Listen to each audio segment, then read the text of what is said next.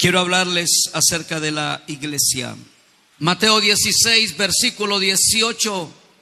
Después de que el apóstol Pedro le dice al Señor: tú eres el Cristo, el Hijo del Dios viviente. Entonces el Señor le dice en el verso 18: y yo también te digo que tú eres Pedro, y sobre esta roca edificaré mi iglesia. Diga conmigo: mi iglesia. En lo que tengo de predicar el evangelio, en lo que tengo de ser predicador, de ser pastor, yo creo que ya perdí la cuenta de cuántas veces he hablado de este tema. Pero este es un tema que, si no lo entendemos a la luz de la palabra y con el auxilio del Espíritu Santo, no lo vamos a entender nunca. La iglesia ha sido conceptuada de una manera equivocada, incluyéndonos algunos evangélicos. Hemos hecho un mal concepto de lo que es la iglesia. Para algunos inclusive este edificio es la iglesia. No hay nada más equivocado que eso. Y es tan influyente ese concepto que nos metieron, que inclusive yo en algún momento digo: voy para la iglesia, con casi 40 años de pastorado. Y de repente digo: no, yo no voy para la iglesia, voy para el templo donde se congrega la iglesia. Si usted entiende el concepto de iglesia, entonces se va a dar cuenta que no existe sin tener un propósito. La iglesia tiene un propósito para existir, así como todo ser humano. Es más, cosas inanimadas o cosas sin vida existen para un propósito. Este micrófono no es para agarrar gallo pinto de la paila, ¿verdad que sí? ¿Para qué le sirve ese andarivel a mi viejito? Para apoyarse y poder caminar tranquilamente, ¿no es cierto? ¿Para qué le sirve ese lapicero que tiene en la mano? Para tomar nota. ¿Para qué le sirve esa silla donde está sentado? Usted ya lo sabe. Todo tiene un propósito. Todo tiene un propósito. Y la iglesia, en esta introducción que le voy a hacer ahorita, la iglesia existe con un propósito supremo, lo que yo le llamo la tarea suprema. Bueno, honestamente, es un concepto que tengo desde hace más de 3 décadas. Pero si usted se fija, cuando leemos en Marcos, por ejemplo, cuando leemos en Marcos, en la gran comisión, cuando dice: id por todo el mundo y predicad el evangelio a toda criatura. El que creyere y fuere bautizado será salvo, mas el que no creyere será condenado. Y cuando leemos en Mateo también el mismo mandato de la gran comisión, el Señor les dice: por tanto, id y haced discípulos a todas las naciones, bautizándolos en el nombre del Padre, del Hijo y del Espíritu Santo, enseñándoles que guarden todas las cosas que os he mandado. Y cuando voy al libro de los Hechos y veo cómo era la vida de los primeros cristianos, me encuentro que dice que todos los que habían creído perseveraban unánimes, juntos, en armonía, en las enseñanzas de los apóstoles, se compartían el uno con el otro. Y entonces cuando dice: y perseveraban en la doctrina de los apóstoles, ¿lo han leído ustedes? Vaya conmigo al libro de los Hechos, por favor. Ustedes saben que en el libro de los Hechos, en el capítulo 2, se da el derramamiento del Espíritu Santo. Producto de ello hay una aglomeración de gente, que llegan a ver que qué es. Vienen los apóstoles, predican, estamos en el capítulo 2 del libro de los Hechos, y una multitud de como 3,000 personas se agregaron a la iglesia, según el versículo 41. Así que los que recibieron su palabra y fueron bautizados, y se añadieron aquel día como 3,000 personas. Oiga lo que dice el verso 42. Y perseveraban en la doctrina de los apóstoles. Diga conmigo, en la enseñanza. Diga conmigo, en la enseñanza. Si hacemos un poquito de teología de estas tres porciones de la Escritura que nosotros hemos podido leer ahora mismo, nos vamos a dar cuenta de lo siguiente. El propósito por el cual existe la iglesia es ganar almas, cuidarlas y discipularlas. El propósito, dígalo que me anime por favor, el propósito por el cual existe la iglesia es ganar almas, cuidarlas y discipularlas. A los únicos que se les promete que el Señor estará con ellos todos los días hasta el fin del mundo, a los únicos que se les promete es a los que hacen discípulos. No es todo el que se viene a aplastar a una silla en un templo. A los únicos que se les promete que el Señor estará con ellos todos los días hasta el fin del mundo es a los que hacen discípulos. Hay gente lloriqueando por situaciones difíciles que están pasando, crisis económica, salud, desempleo, bueno, saber cuántas otras más. Y Señor, pero si tú prometiste que estarías conmigo todos los días. Espérate. No le andes poniendo cargas al Señor que no son verdad. El Señor dijo que estaría todos los días con nosotros hasta el fin del mundo si vamos y hacemos discípulos. La próxima vez que usted cite eso, usted tendrá que demostrarle al Señor que está discipulando a alguien. De lo contrario, no tiene moral para pedir esa protección. El mundo está necesitando de una iglesia que ocupe, que haga el rol que le fue asignado por el Señor. El problema es que al querer ver a la iglesia en ese accionar, la gente dice, pero esos son la iglesia del Señor.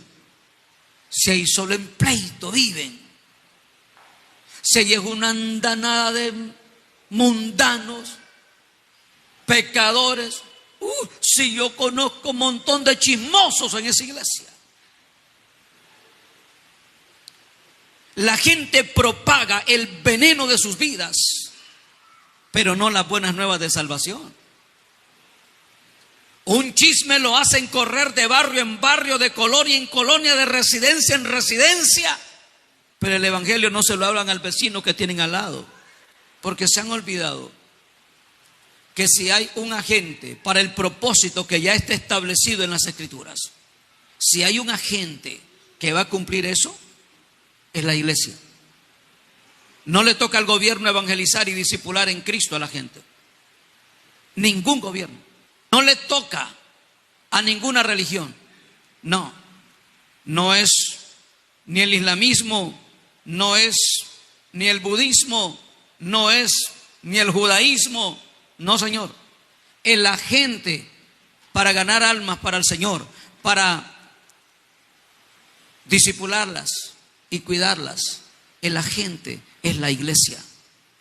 Podrán haber miles de religiones en el mundo, pero los responsables de que la gente sea cuidada y sea discipulada somos usted y yo. Podrán haber muchas filosofías que salen por ahí.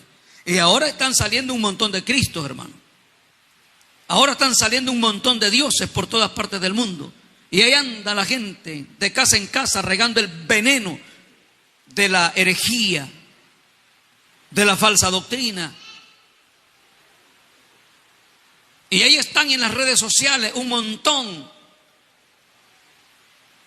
de alguna manera, dizque comprendiendo a la gente, dizque entendiendo a la gente, que el quebrado, que el roto, que este y que el otro, y que venga para acá, aquí entra todo mundo. A la iglesia de Jesucristo no entra todo mundo. Que le quede bien claro eso a cada uno de ustedes y a todos los que están en esta transmisión. A la iglesia de Jesucristo no entra todo mundo, solo entra el que nace de nuevo. Si no naces de nuevo, no puedes ver ni puedes entrar en el reino de Dios, dijo el Señor. ¿Quiénes somos nosotros para cambiar eso? Podrá entrar a una organización, podrá entrar a una congregación, pero que esté en una congregación no significa que es de la iglesia de Jesucristo. Hay una gran verdad que yo debo dar a conocer en este día. Estuve llorando por lo que el Señor trató conmigo. Todos nosotros entonces debemos entender que como iglesia somos el agente del cielo para cumplir el propósito. Usted y yo no somos espectadores del espectáculo, somos protagonistas. Es decir, Dios está queriendo usarnos a nosotros. Dios ha puesto sobre nuestros hombros la responsabilidad. El libreto de esta película es Él quien lo creó, quien lo ideó y quien lo está dirigiendo. Y está conduciendo a la iglesia, la que se deja dirigir a hacer este propósito. No somos espectadores. Dígale a alguien, somos los protagonistas. Dígale, somos los protagonistas. Vamos, ¿se lo puede decir a alguien? O me bajo y me llevo unos 30 minutos tocando a cada uno de ustedes. Toque a alguien y dígale, somos protagonistas. Escúcheme esto. Nosotros no podemos estar esperando que de repente se materialice el reino de Dios delante de nuestros ojos. No, Señor. La agencia para que eso suceda es la iglesia. El reino de Dios no puede llegar a un lugar si no lo comparte la iglesia. ¿Qué le dijo el Señor a sus discípulos cuando los envió de 2 en 2? Vayan, entren por todas partes, en las aldeas, en los pueblos, en las casas, entren y digan, el reino de Dios se ha acercado. La iglesia es el instrumento a través del cual el Señor hace llegar el reino, su reino. La iglesia existe para el beneficio de los que están afuera. Los que están afuera deben disfrutar de la iglesia. La comunidad donde estamos inmersos, donde estamos establecidos, debe disfrutar de los beneficios de la iglesia. La iglesia debe llegar a ser a un punto, a un nivel tal que la gente diga, vale la pena ir ahí. Yo quiero ir ahí, porque en esa iglesia así se refleja que Dios está ahí.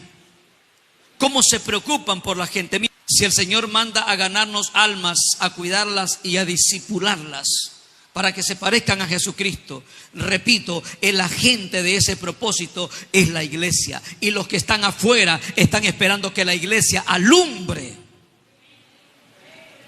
Pero nos hemos conformado al cultito, nos hemos conformado al programa. Es más, algunos de ustedes se me hace que no van a poder llegar a las 2 de la tarde, mucho menos a las 3. Y si estoy equivocado, lo van a ver después que termine. ¿Por qué? Porque se han acostumbrado al cultito. Se han acostumbrado al programa tradicional de la iglesia. Pongo entre comillas eso. La tarea suprema de la iglesia, la máxima responsabilidad de la iglesia, dicho en una sola palabra, el propósito por el cual existe la iglesia es ir donde está el perdido, ganarlo para Cristo, cuidarlo, discipularlo, y por tanto la iglesia debe estar interesada en hacerle el bien a los que están afuera. La iglesia debe ser un modelo viviente del reino de Dios para los que nos rodean. Todo el que vive cerca de tu casa debe saber que allí hay un hijo del reino. No un mundano, no un farsante, no un envidioso, no un murmurador, no un rebelde, no un mujeriego, no una hombrera.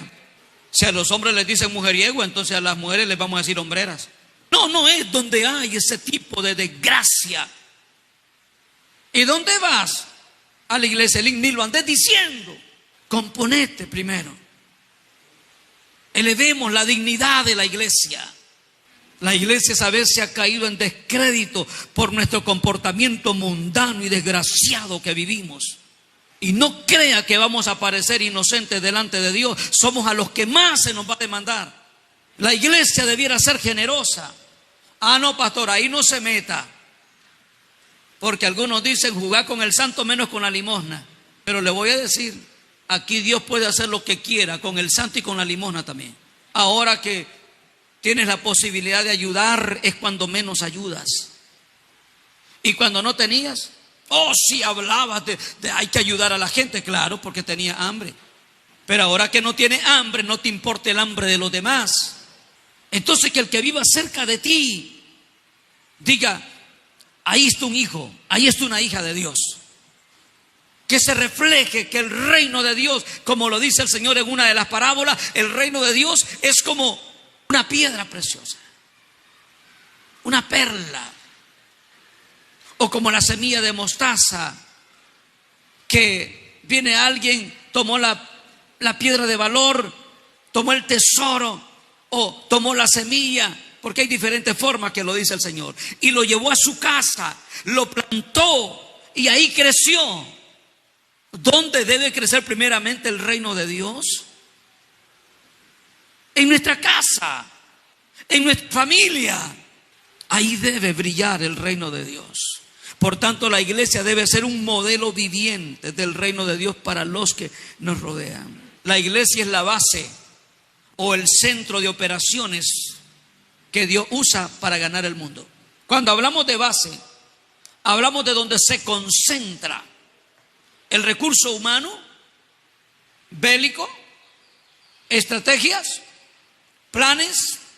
Es más, el grupo armado del ejército no sale de su base sin antes tener una cartografía.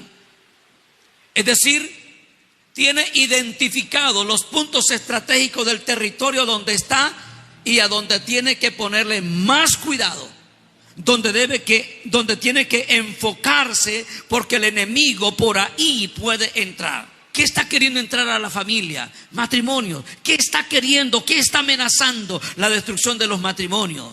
¿Qué está amenazando? La vida espiritual de la iglesia. ¿Qué está bloqueando el que la iglesia cumpla ese propósito? Porque ella es el agente del propósito. Vigilar en eso. ¿Cómo está tu vida de oración? ¿Cómo está tu vida de lectura? ¿Cómo está tu vida de santidad? ¿Cómo está tu obediencia? ¿Cómo está tu persistencia, tu perseverancia, el congregarte? ¿Cómo está tu puntualidad? Vigila. ¿Acaso no tenemos clara la exhortación del apóstol Pablo que dice: el que piense estar firme, mire que no caiga? Vigile. A usted Dios le quiere usar para ganar almas, para cuidarlas y para discipularlas. Entonces cuide qué es lo que no está bien. Que no está bien con tus hijos, que no está bien en tu matrimonio, que no está bien en tus transacciones o negocios, que no está bien en tus relaciones amistosas, que no está bien. No bajes la guardia, el enemigo no la baja. Satanás, en cuanto bajes la guardia, te mete el marimbazo y te vas a ir al suelo. ¿Por qué le está tirando Satanás a la iglesia? Porque si la iglesia no cumple su rol, no hace su papel, entonces Satanás le ganó la batalla a la iglesia. La iglesia como agente del propósito. La iglesia es la esposa que da hijos al esposo. ¿Y acaso no dice la Escritura que la iglesia es la esposa de Jesucristo? El Señor mostró a Juan la iglesia vestida de lino fino, resplandeciente, y le dice: a su esposa se le ha concedido que se vista de lino fino, limpio, resplandeciente. Esa es la iglesia. La iglesia es la esposa. Y por tanto la iglesia debe darle hijos a su esposo. ¿Ahora entiende el mensaje? Se lo voy a decir en lenguaje muy nato. Usted debe parir hijos para el Señor. Hombres y mujeres tenemos que parir hijos para el Señor. Usted no puede estar tranquilo, tranquila, sin ganarse un alma, ni tan siquiera al año. Pastor, es que mi área es otra. El propósito es este. Usted podrá ser un tremendo colaborador, usted podrá ser una persona muy generosa, usted podrá pasar de rodillas, ya tiene callos como camellos en la rodilla, pero mientras no se gane un alma, usted no ha cumplido ese papel de ser la esposa de Jesucristo. Creo que para el Señor, pariste un hijo hoy, el próximo mes, parile otro. Parile 12 hijos al año. Métete en la cabeza que Dios quiere que le demos hijos. Todo aquel que nace de nuevo, todo aquel que recibe a Jesucristo y se mantiene creyendo en Él, Juan capítulo 1, versos 12 y 13, dice que se le da el poder de ser hecho hijo de Dios. Cada vez que tú te ganas a una persona para Cristo, estás llevándole un nuevo hijo al Señor. Y el Señor dice: wow, qué vientre más fértil tiene mi siervo, mi sierva. No se cansa de ganar almas. Qué bueno. Yo me imagino a nuestro Padre decir: para eso, por eso murió mi hijo. Ah, no. Viene, pasa un tiempo, ni a la doctrina quiere venir, ni del discipulado quiere participar, y todavía dice: ah, no, es que eso no es para mí. ¿Quién te dijo? Es que evangelismo no es para todos. ¿Quién te dijo eso? Es que yo más siento el llamado al apostolado. Qué interesante. Los apóstoles fueron primero educados, disciplinados, discipulados, y fueron enviados a que ganaran almas. Yo no soy pastor porque ayer al Señor se le ocurrió venir, parate en ese púlpito y predicar. El Señor primero me enseñó que debía ganar almas para Él. Y en la nueva fase en la que ahora estoy, casi 40 años después, es la fase de poder nutrir, de poder discipular a la gente nueva que la iglesia tiene que parir. ¿Cuál es la voluntad del Señor según su palabra? En relación a este punto: que todos los hombres se salven y vengan al conocimiento de la verdad. ¿Lo ha leído o no lo ha leído? Primera de Timoteo capítulo 2, verso 4. La iglesia existe con un propósito. El agente del propósito divino es la iglesia. Y déjeme decirle cuál es la prioridad del propósito. Vaya conmigo, 2 de Corintios 5, 14 al 21, por favor. Porque el amor de Cristo nos constriñe, pensando esto: que si uno murió por todos, luego todos murieron. Y por todos murió, para que los que viven ya no vivan para sí, sino para aquel que murió y resucitó por ellos. De manera que nosotros de aquí en adelante a nadie conocemos según la carne. Y aun si a Cristo conocimos según la carne, ya no lo conocemos así. De modo que si alguno está en Cristo, nueva criatura es. Las cosas viejas pasaron, he aquí todas son hechas nuevas. Y todo esto proviene de Dios, quien nos reconcilió consigo mismo por Cristo y nos dio el ministerio de la reconciliación. Oiga esto: que Dios estaba en Cristo reconciliando consigo al mundo, no tomándoles en cuenta a los hombres sus pecados, y nos encargó a nosotros la palabra de la reconciliación. Así que somos embajadores en nombre de Cristo, como si Dios rogase. Oiga esto: como si Dios rogase. Diga conmigo: rogar. Diga conmigo: rogar. Por medio de nosotros os rogamos en nombre de Cristo, reconciliaos con Dios. Dios está rogando por medio de nosotros al mundo. La palabra rogase, como si Dios rogase por nosotros, eso nos da a nosotros la idea del deseo que tiene Dios de salvar al hombre. ¿Qué quiere Dios? Que todos los hombres sean salvos. Entonces, ¿a quién está usando? A nosotros, a la iglesia. Es por medio de la iglesia que el Señor está rogándole al mundo que se reconcilien con Él. La pregunta es, ¿usted y yo nos estamos dejando usar para que el mundo se reconcilie con Dios? Cada estrategia que nosotros podamos implementar tiene que enfocarse en esto: hacer una efectiva estrategia, una eficaz estrategia para cumplir el propósito como iglesia. No podemos dormirnos, no podemos estar entreteniéndonos, no podemos estarnos extraviando de la realidad. Necesitamos entender, hermanos amados, oiga esto: 5 de cada 6 en el mundo están sin Cristo. La tasa de mortandad, 80,000 personas mueren cada día sin haber entregado su vida a Cristo. Es decir, una persona por segundo está muriendo. Ahorita, ¿cuántas horas tenemos de estar aquí? Bueno, los que venimos desde las 8. ¿Son las 12 ya? ¿Ya son las 12? 1 minuto queda. 8 a 9, 9 a 10, 10 a 11, 11 a 12. 4 horas. Multiplique.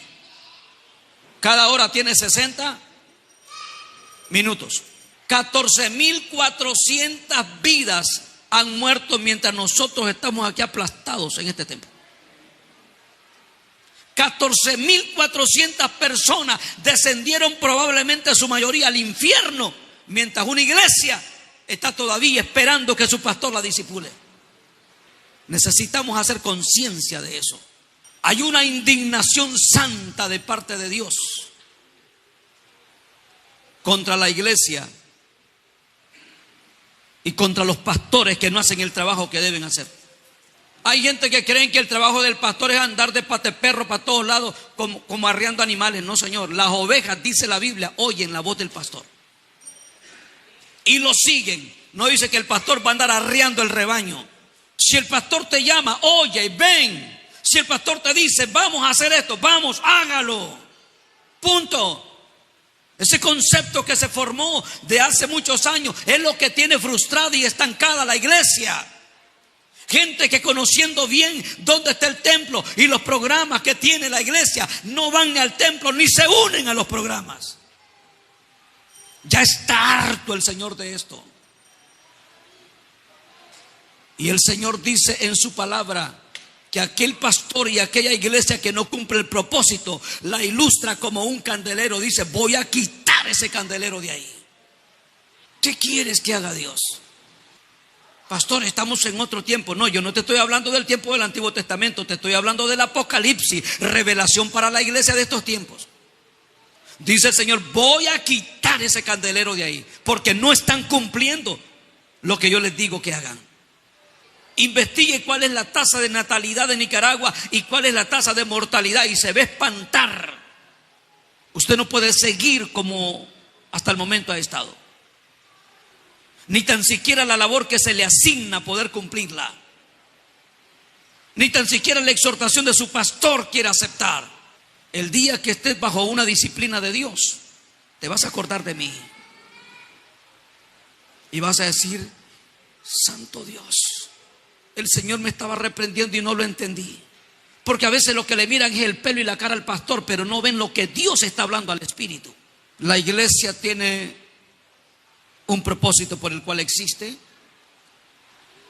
Es el de Dios: ganar, cuidar y discipular almas. El agente para ese propósito no es nadie más que la iglesia.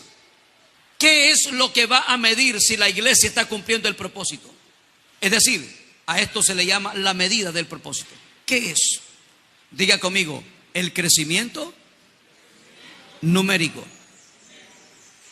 Si la iglesia está cumpliendo el propósito, la iglesia crece numéricamente. ¿Por qué? Cuando leemos en el libro de los Hechos, sí, y crecía la palabra del Señor y el número de los discípulos se multiplicaba grandemente. Hasta los sacerdotes, dice, obedecían a la fe. ¿Qué mide si la iglesia está en el propósito? El crecimiento numérico. La iglesia que está ganando almas está en el propósito. La iglesia que está cuidando esos nuevos bebés espirituales está en el propósito. La iglesia que está discipulando está en el propósito. ¿Qué entonces le va a medir? ¿Cuál es la medida del propósito? Que la iglesia crece numéricamente. Una iglesia que es fiel al propósito se distinguirá de las demás por el ingreso de nuevos convertidos continuamente. Ahora veamos cuál es el impulso del propósito. 2 palabras, diga conmigo, la compasión. Diga conmigo, la compasión. En cierto momento de la vida del ministerio del Señor, llega a un lugar y al bajar de la barca dice que tuvo compasión. Eso te dice el reflejo del corazón del Señor. La compasión refleja ese corazón que tú tienes hacia la salvación de las almas. Tuvo compasión, dice, de la gente, porque las miró como dispersas, como si no tuvieran pastor. ¿Ya oyó eso? El Señor hace la comparación, nos dibuja un rebaño. Todo el mundo ve un rebaño. Cuando el Señor dice que al ver las multitudes, tuvo compasión de ellas, porque eran como ovejas dispersas sin un pastor. Vemos el rebaño. ¿Se imaginan ustedes un rebaño de ovejas sin pastor? Una para allá, la otra, para allá, la otra, para allá, para todos lados, todo el mundo dispersándose. Por eso es que cada uno de ustedes tiene que aprender como oveja a tener un pastor. Usted no puede andar al garete por ahí. No, es que a mí el Señor me ungió, me dio la unción del supervisor de los apóstoles. Usted no es nada si no está bajo autoridad. Charlatán cualquiera puede ser. Las personas que Dios ha llamado hemos aprendido primero a estar bajo autoridad. Hay mucha gente así. Hay mucho, ¿cómo se le llama esto? Mucha gente que quiere hacer ministerio sin tener una autoridad que le oriente, que le entrene, que le ayude. Los discípulos, antes de ir al ministerio, pasaron 3 años y medio bajo la educación de su maestro. Y no nos olvidemos ninguno de nosotros. El poder que pueda haber en nosotros, que reside en nosotros, no es de nosotros. Es del Señor. Y así como Él lo dio, también lo puede quitar. Y no debemos andar ahí como creyéndonos que todo mundo tiene que hacernos reverencia o tiene que respetar mi unción. Que respeto ni que nada. Mientras usted no respete autoridad, usted no es nada.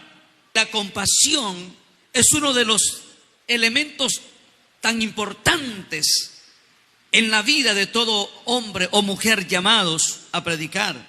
No nos podemos andar moviendo para que nos den de comer. No nos podemos andar aceptando, no podemos andar aceptando invitaciones porque no tengo una ofrenda. Yo me recuerdo cuando no tenía una iglesia que pastorear y que me tocó andar itinerante. Nunca le pedí una ofrenda a nadie. Aguanté mis hambres, no importa. Me ardió el estómago una y otra vez. Pero nunca bajé la dignidad del llamado vendiéndola por una ofrenda. Y por eso siempre he predicado lo que Dios me ha dado, porque a mí nadie me ha comprado con dinero. La compasión refleja ese amor de Dios hacia los perdidos. Y ese es el impulso, ese es lo que debe moverte al ministerio. Tener compasión por las almas. Miren, hasta dónde llega el grado de esto en uno, Que fíjense que a mí me ha pasado, y es probable que a alguno de ustedes también les ha pasado, que hasta orando porque se sanen los animales. ¿Se acuerdan lo que les platiqué una vez? Que yo oré por un chompipe que estaba enfermo. Y así, la compasión que Dios pone en ti. Pero lástima, el chompipe ese, yo oré para que se sanara. Y no sabía que iba a ser hecho en Nacatamales en los otros días, en una vigilia. Mire, si no se ha sanado, no lo hacen en Nacatamales. Pero imagínense, si tenemos compasión por un animal, ¿cómo no vamos a tener compasión por una persona que está perdida? Necesitamos llenarnos un poco más de compasión. No, pastor, es que ese es un modo de vida, eso es sinvergüenza. Acuérdate cuando tú lo eras también. Acuérdate cuando andabas arrastrado, arrastrada en el pecado. Necesitaste que alguien te diera la mano. Todos fuimos golpeados por el pecado. Unos de una manera, otros de otra manera. Unos sin etiqueta y otros con etiqueta. Porque el pecado está clasificado de diferentes maneras. Yo no soy un sinvergüenza para robarme esos 10 pesos, pero del trabajo se robó miles. No es sinvergüenza para 10, pero sí lo es para miles. Yo no soy sinvergüenza para tomar lo ajeno, pero no diezma, le está robando a Dios. Llénate de compasión, llénate de amor. Decimos que el impulso del propósito es la compasión. Si nos llenamos de compasión, nuestra comunidad va a ser alcanzada. Nuestra ciudad va a ser alcanzada. Nuestro país va a ser alcanzado. Cuando comencemos a hacer ese trabajo, probablemente el Señor nos abra puertas para ir a otras naciones. Pero tenemos que hacer el trabajo a lo interno en nuestro país.